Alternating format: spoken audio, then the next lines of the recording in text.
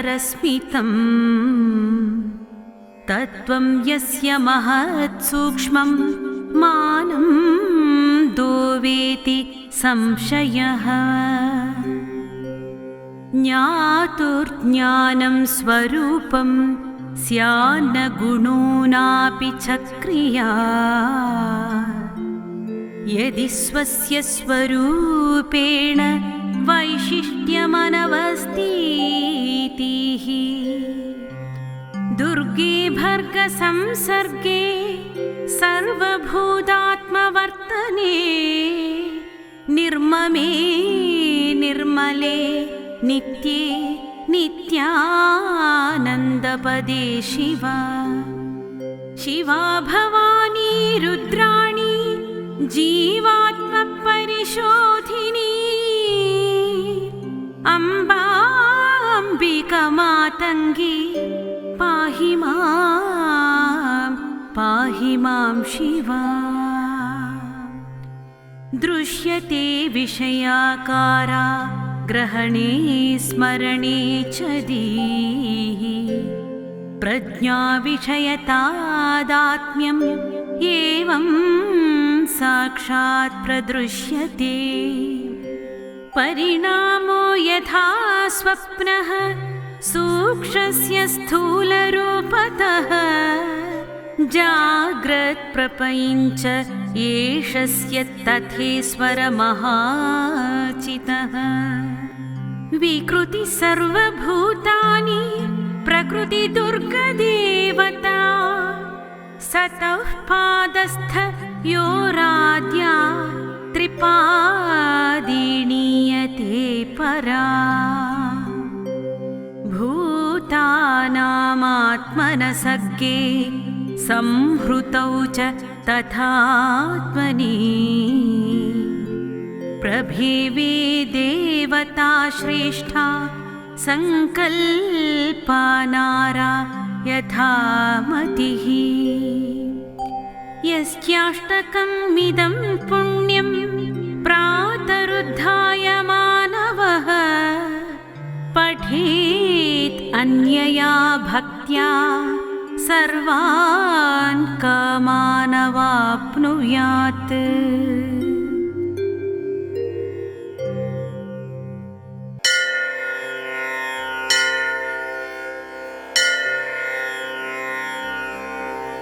नमो नमो दुर्गे सुखकरणि नमो नमो दुर्गे दुःखहरणि नमो नमो दुर्गे सुखकरणि नमो नमो दुर्गे दुःखहरणि।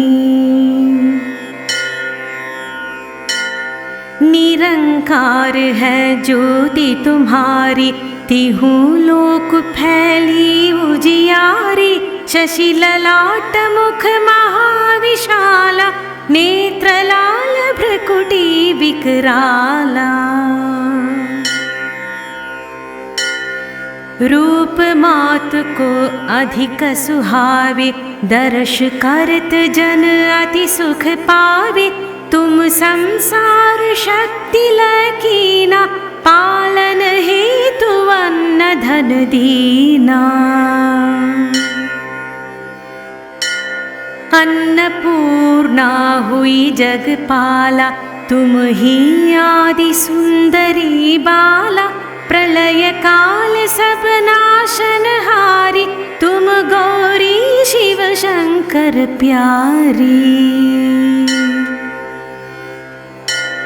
शिव योगी तुम्हारे गुण गावे ब्रह्मा विष्णु तुम्हें नित ध्यावे। रूप सरस्वती को तुम धारा दे सुबुद्धि ऋषि मुनि नवबारा। धरयो रूप नरसिंह को अम्बा परगट भई फाड़ कर खम्बा। रक्षा करे प्रह्लाद बचायो हिरण्याक्ष को स्वर्ग पठायो। लक्ष्मी रूप धरो जग माही श्री नारायण अंग समाही। क्षीर सिंधु में करत विलासा दया सिंधु दीजै मन आसा। हिंगलाज में तुम्हें भवानी महिमा अमित न जात बखानी।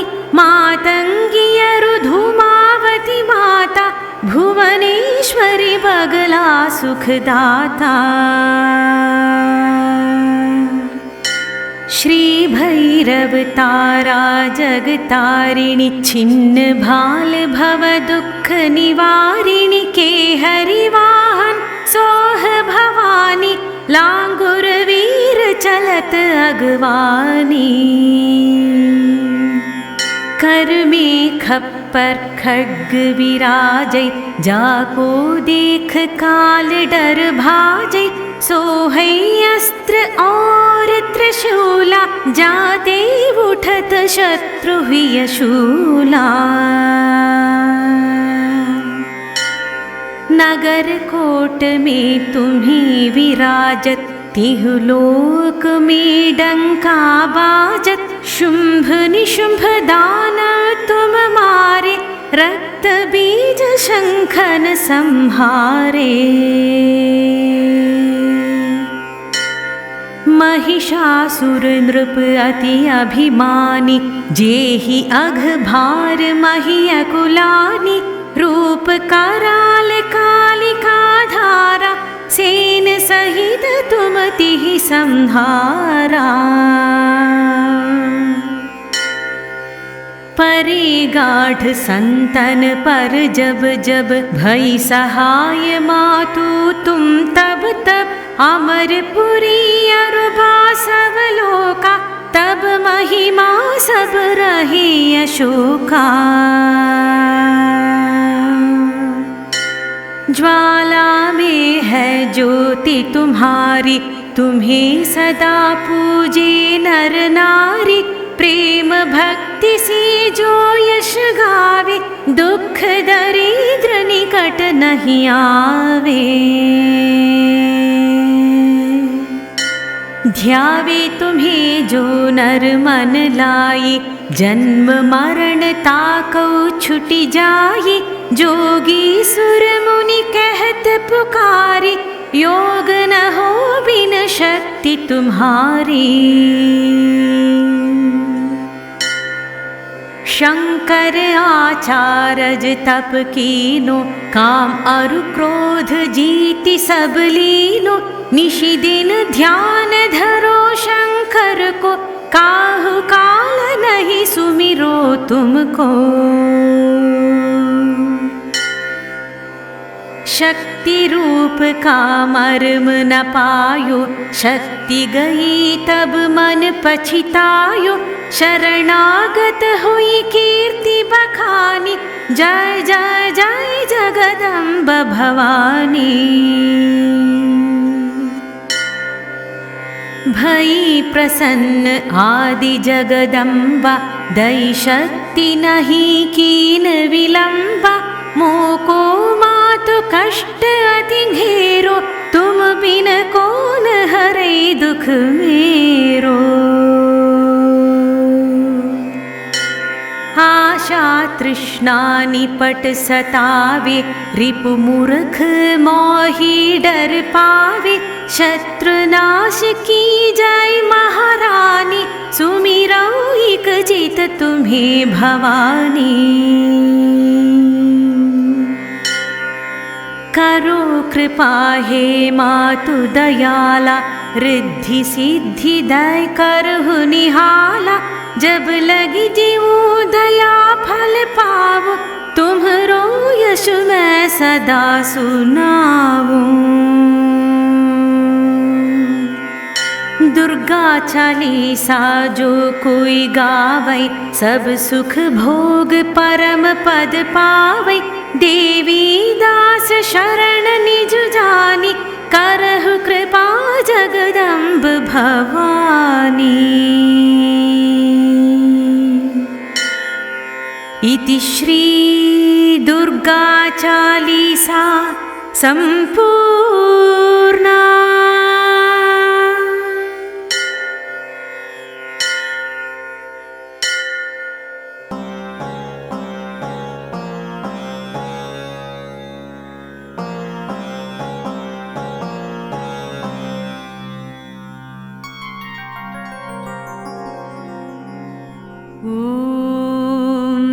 दुर्गा शिवा महालक्ष्मी महागौरी च चण्डिका सर्वज्ञा सर्वलोकेशी फलप्रदा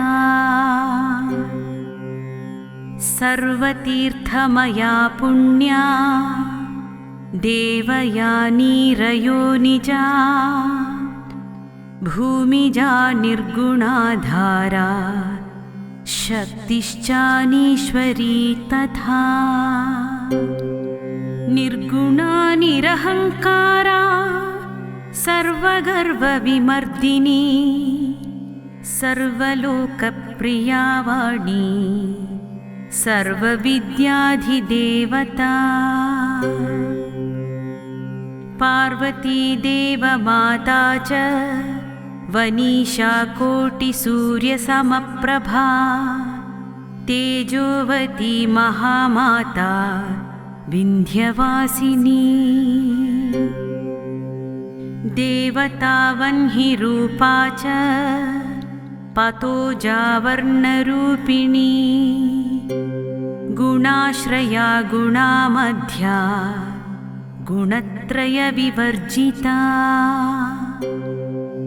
कर्मज्ञानप्रदा कान्ता सर्वसंहारकारिणी धर्मज्ञाना धर्मनिष्ठा सर्वकर्मविवर्जिता कामाक्षी कामसंहन्त्री कामक्रोधविवर्जिता श्याङ्करी शाम्भवी शान्ता चन्द्रसूर्याग्निलोचना सुजया जयभूमिष्ठा जाह्नवी जनपूजिता शास्त्रशास्त्रमया नित्या शुभा चन्द्रार्धमस्तका भारती भ्रामरी कल्पा कराळी कृष्णपिङ्गळा ब्राह्मी नारायणी रौद्री चन्द्रामृतपरिश्रुता ज्येष्ठेन्दिरा महामाया जगत्सृष्ट्यधिकारिणी ब्रह्माण्डकोटिसंस्थान कामिनी कमलालया कात्यायनी कलातीता कालसंहारकारिणी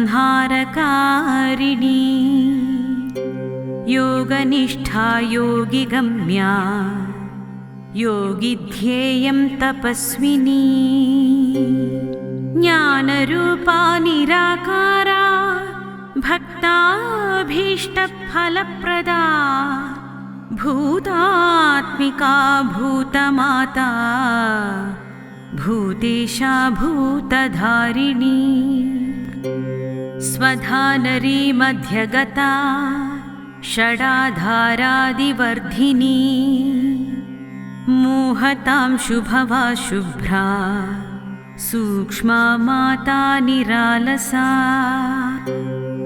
निम्नगा नीलसङ्काश नित्यानन्दा हरा परा सर्वज्ञानप्रदानन्दा सत्यदुर्लभरूपिणी सरस्वती सर्वगता सर्वाभीष्टप्रदायिनी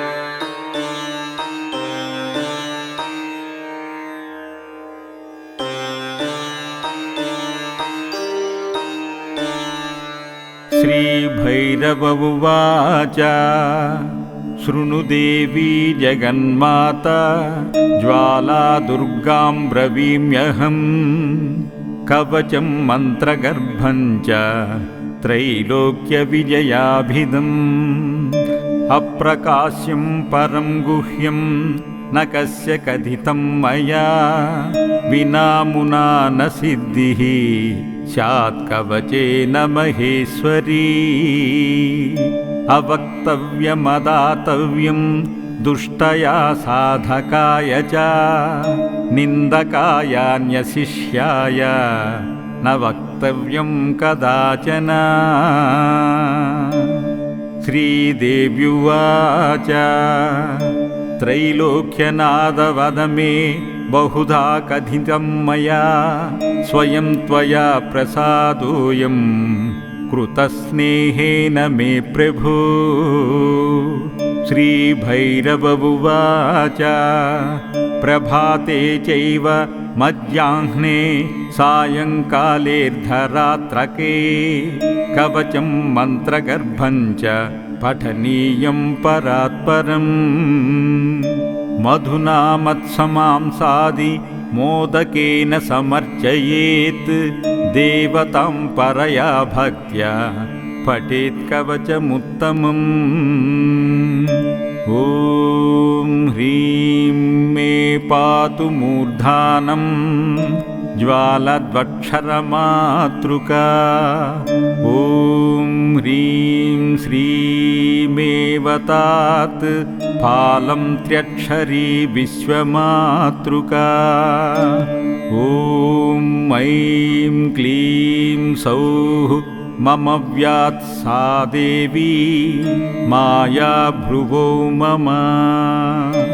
ॐ अं आं इं ईं हुस्सौः पायन्नेत्रा मे विश्वसुन्दरी। ॐ ह्रीं ह्रीं सौः पुत्रनासां ॐ कर्णौ च मोहिनी। कं क्रूं लं लूं सौः मे बालापायद्गण्डौ च चक्षुषी।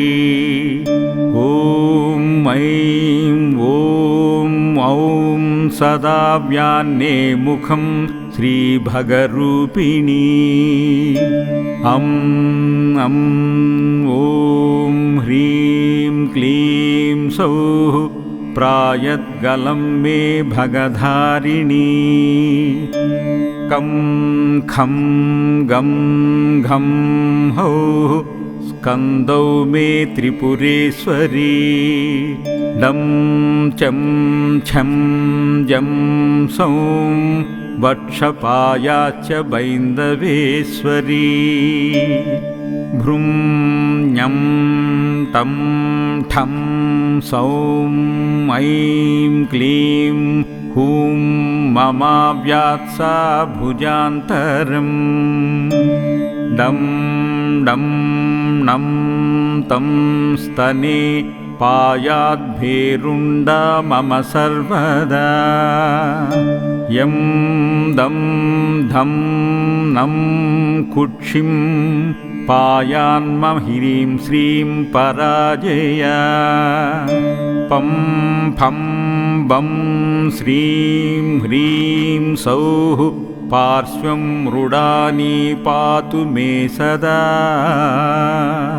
भं मं यं रं श्रीं सौं लं मं नाभिं मे पातु कन्यका।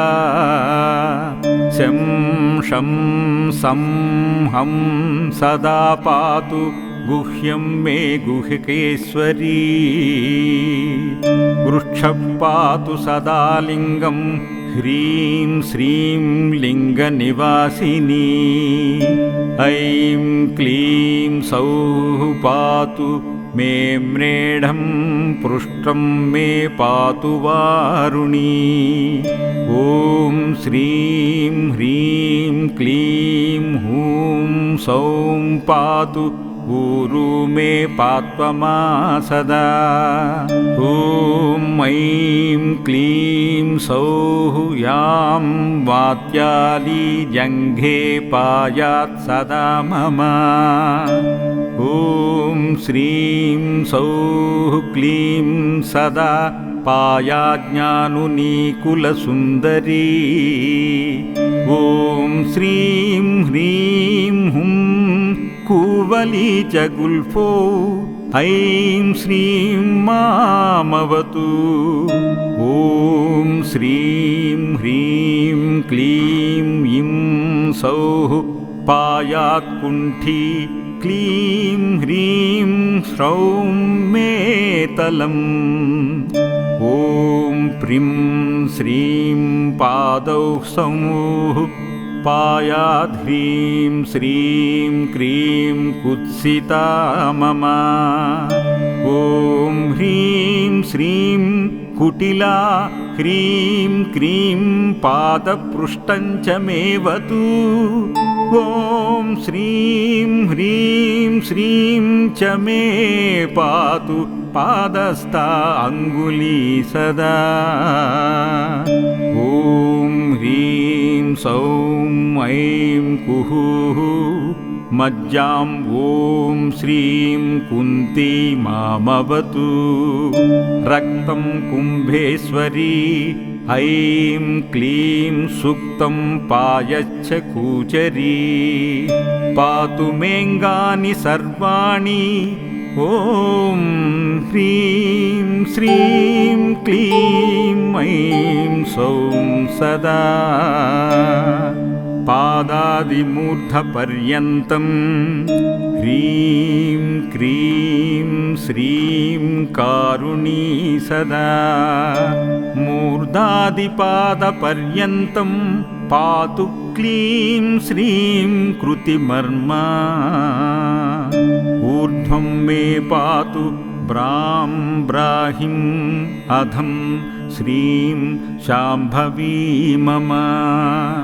दुं दुर्गा पातु मे पूर्वे वां वाराही शिवालये।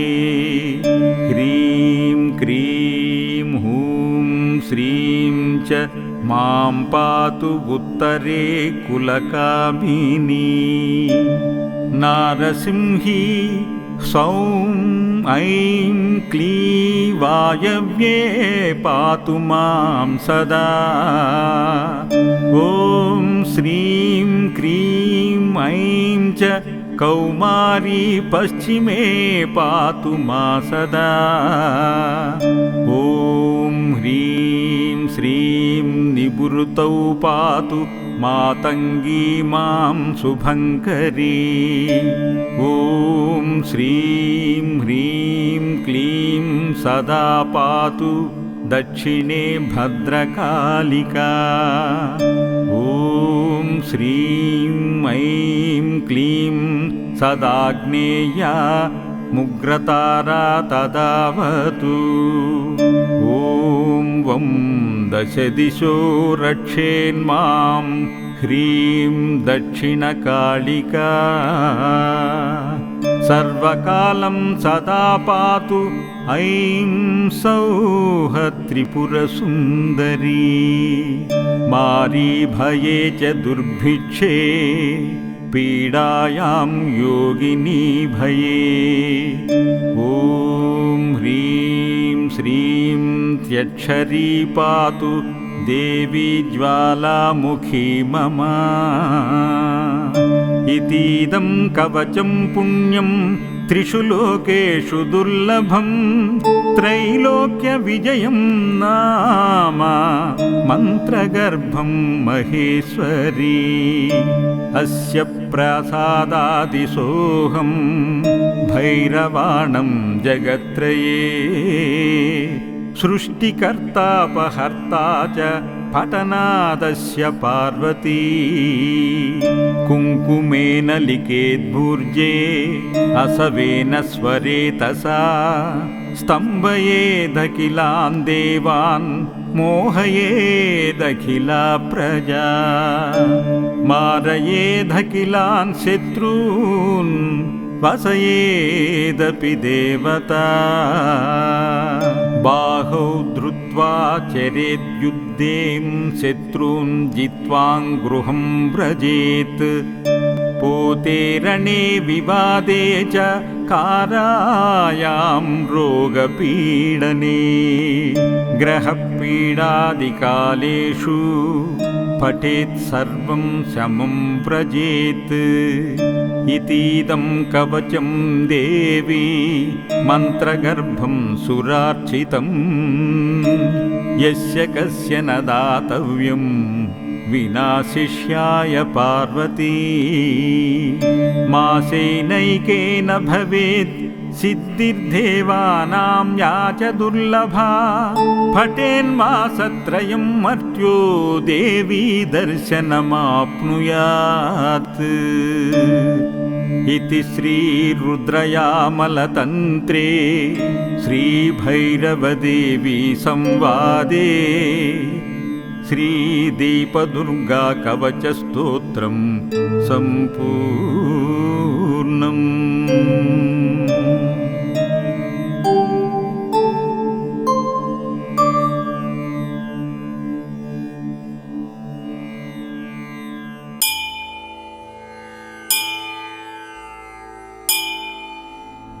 नमो देव्यै महादेव्यै शिवायै सततं नमः। नमः प्रकृत्यै भद्रायै नियताः प्रणताः स्मताम् तामग्निवर्णां तपसा ज्वलन्तीं वैरोचनीं कर्मफलेषु जुष्टाम् दुर्गां देवीं शरणमहं प्रपद्ये सुतरसि तरसे नमः।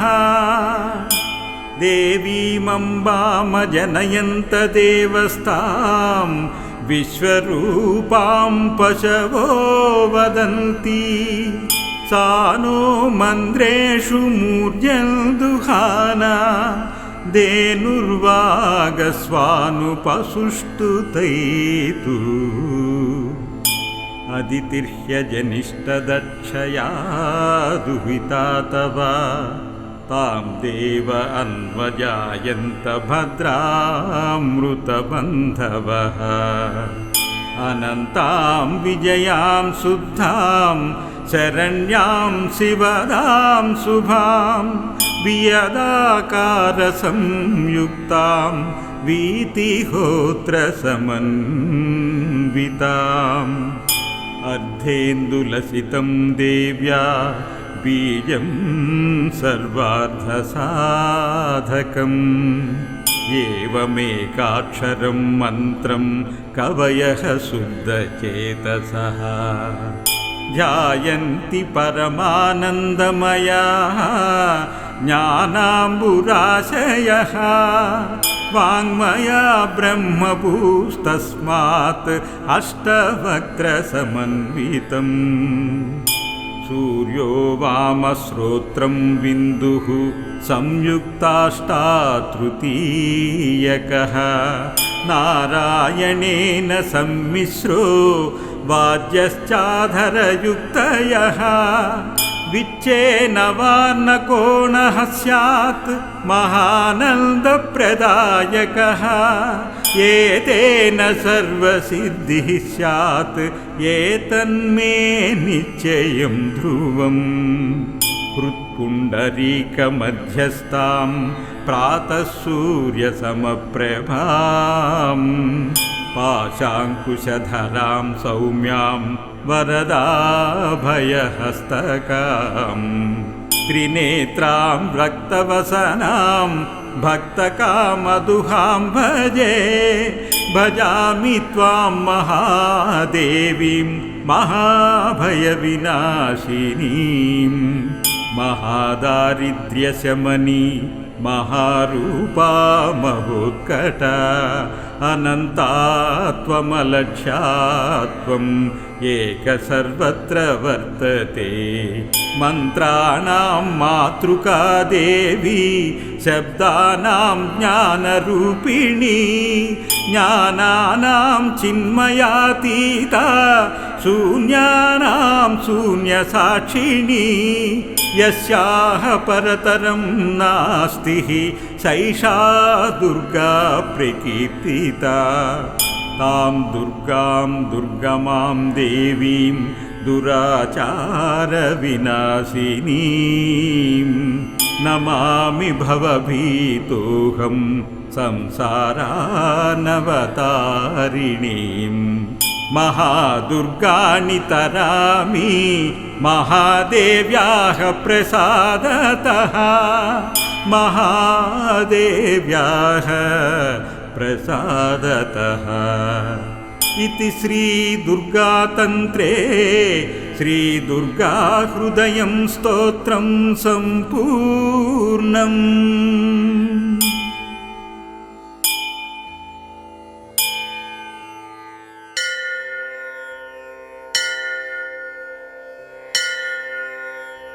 ॐ हेमप्रख्यामिन्दुखण्डान्तमौलीं शङ्काभीष्टभीतिहस्तां त्रिनेत्रां हेमाब्जस्तां पीनवस्त्रां प्रसन्नां देवीं दुर्गां दिव्यरूपां नमामि।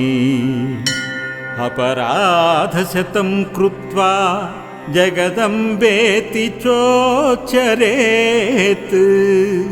यां गतिं समवाप्नोति न तां ब्रह्मादयः सुराः सापराधोऽस्मि शरणौ प्राप्तस्त्वां जगदम्बिके दुर्गे दुर्गप्रदेशेषु दुर्वाररिपुमर्दिनी मर्दयित्री रिपुणश्रीणां रक्षां कुरु नमोऽस्तु ते।